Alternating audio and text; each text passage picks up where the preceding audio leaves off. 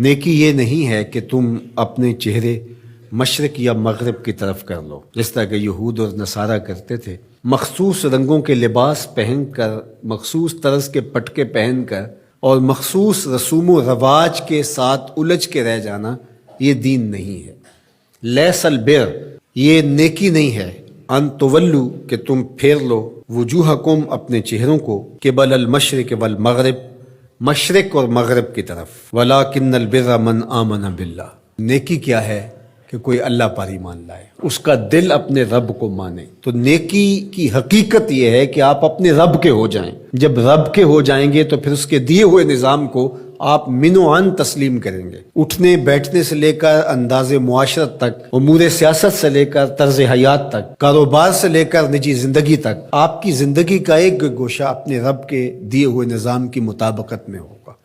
تو نیکی تو یہ ہے، نہ یہ ہے کہ تم مخصوص ایک طرز اختیار کر لو، مخصوص طرز کے رنگ پہن لو اور اس کو تم دین قرار دے دو۔ ظاہریت کا نام دین نہیں ہے، بلکہ تمہاری روحوں میں دین کی وہ قدریں اس طرح اتر گئی ہوں کہ تم سے جدا نہ ہونے پائیں۔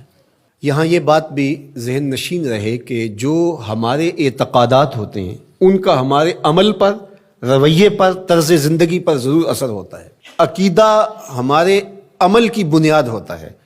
تو اگر میرا یہ عقیدہ ہے کہ میں اللہ وحدہ لا شریک کو مانتا ہوں، تو پھر اس کا لازمی نتیجہ یہ ہے کہ غیر کا خوف میرے سینے سے نکل جائے گا۔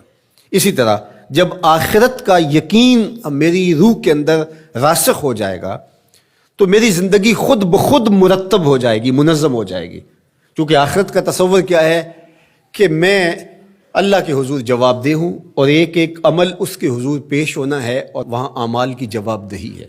ثم لتسألن یومئذ عن النعیم۔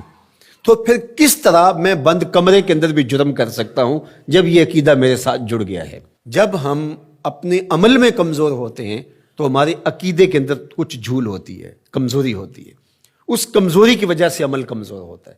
تو عمل کی پختگی اور رسوخ عقیدے کی پختگی کا نتیجہ ہوتا ہے۔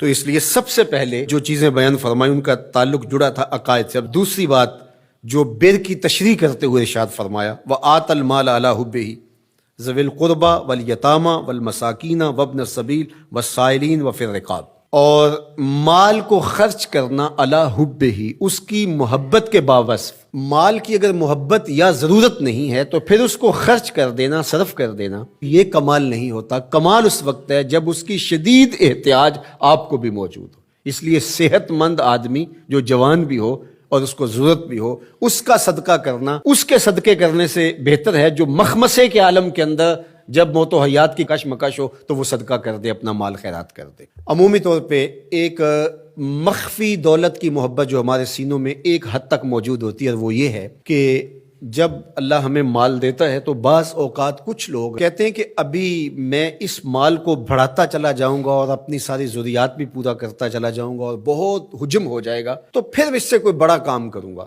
وہ ایک ہدف لیتا ہے بڑے کام کا اور مال کو ضرورت کے باوجود خرچ نہیں کرتا، تو یہ ایک مخفی محبت ہے مال کی جو سینوں کے اندر چھپی ہوئی ہے۔ تو ہمارے دین نے ہمیں جو ترغیب دی ہے کہ جوں ضرورت پیش آئے تو جہاں جہاں ضرورت پیش آئے تمہیں اپنے مال سے خرچ کرنا ہوگا۔ حضور نبی رحمت صلی اللہ علیہ وآلہ وسلم نے ارشاد فرمایا کہ جو زکوٰۃ ہے، جو صدقہ واجبہ کے طور پہ ہم ادا کرتے ہیں، اس کے علاوہ بھی تمہارے اوپر مال خرچ کرنا ضروری اور لازم ہے، اور اس کے مصارف یہاں بیان فرما دیے۔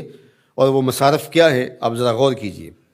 فرمایا ذوی القربہ، سب سے پہلا جو رکھا وہ ذوی القربہ، رشتہ دار رکھے۔